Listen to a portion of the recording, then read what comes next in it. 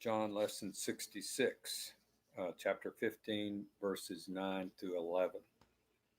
As the Father loved me, I also have loved you. Abide in my love. If you keep my commandments, you will abide in my love, just as I have kept my Father's commandments and abide in his love. These things I have spoken to you, that my joy may remain in you, and that your joy may be full. Jesus deliberately loved his disciples according to the way God the Father loved him. We know that Jesus loved his disciples by teaching them, by protecting them, by guiding them, sacrificially serving, and using his power and authority to do these things.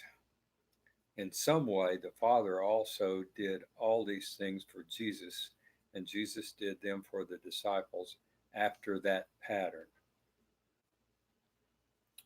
There's no single way to describe the nature and the character of Jesus. He is filled with power, with wisdom, with truth, with holiness, devotion, submission. He's filled with sacrifice and dozens of other qualities. All of these are to emphasize Jesus as abiding in my love. Jesus connected true discipleship with obedience to his commands and honoring his word. Jesus filled this in this regard to his Father.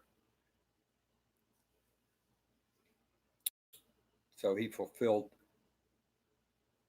that picture so that the disciple could have something to mimic or follow.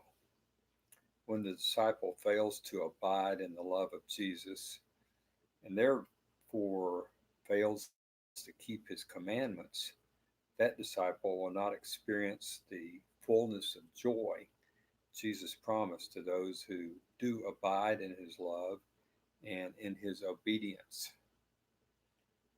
The joy of Jesus isn't the same as what is commonly understood as happiness or excitement in this world.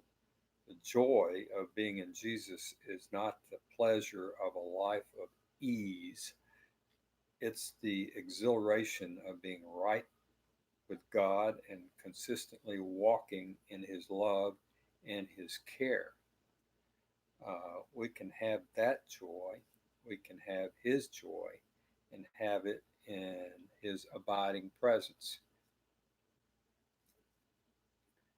Verses 12 through 15. This is my commandment, that you love one another as I have loved you. Greater love has no one than this, than to lay down one's life for his friends.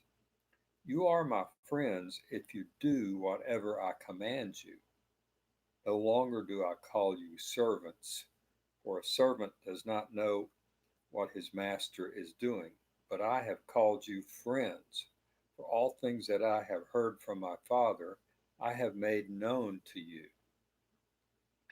So we see here as Jesus spoke these words to the disciples as they stood in the upper room, having risen from the table, we sense the emphasis created by repetition. He said this over and over to them. Jesus really cared that his disciples love one another. It was paramount to him. And that they do so according to the measure and quality of his love for them. Jesus described the measure and quality of his love for them to use as a pattern for the way they should love one another. This love is complete and of surpassing greatness. That is, he laid down his life for them. Ultimate love. Jesus uh, dis- Jesus desired the measure and quality of his love for them to be a love that treats servants as friends. So he was their example. And they were friends because they were obedient, though not perfectly so. Friendship with Jesus can't be disconnected from obedience to his commands. They're linked together. And they were friends because Jesus didn't keep secrets from them, but openly revealed what he had received from God the Father. We'll stop there for this lesson.